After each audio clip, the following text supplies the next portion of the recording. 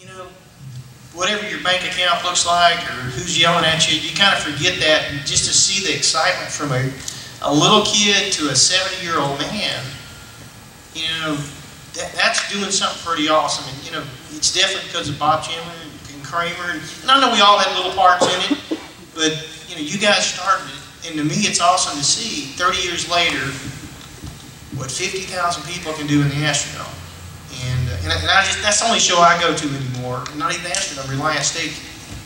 But that's what I see Monster Trucks. It offers so many people that, you know, I don't even know where it comes from, some kind of hope or something that we probably take for granted. Because I see those monster trucks, I look at them and probably see them different than a lot of people, but I see a lot of little people look at them and say, man, they're giving them something in life. I mean, to me, I see a big, you know, awesome piece of equipment, but people really get something from those trucks that I sure can't explain. And I've seen it forever. You know, one of the first times, I know, kind of getting off track, but many years ago, Bob Chandler and Jim Kramer had some kids that were sick, I think in Pennsylvania. Is that where those kids were? Y'all's original monster truck fans. New York. New York. Long time ago. Binghamton, that place. Binghamton. The place he's trying to get you. I want to tell you, you guys told us about to go up there one day, and I don't know how many years ago that's been.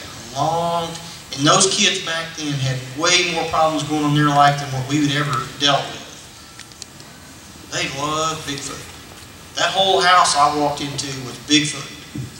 And, you know, 30 years later, I still know that those trucks are, you know, touch those kids' life so much, and other people's too.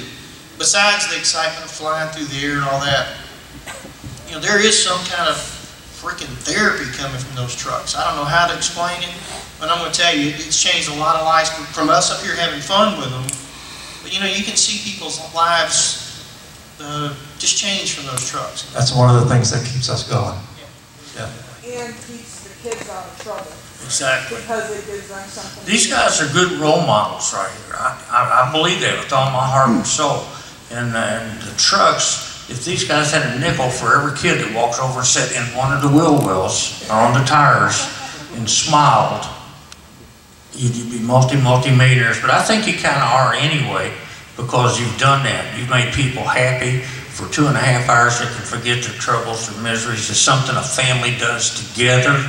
We don't see that a lot in our society. And so I think that monster trucks is a very positive thing.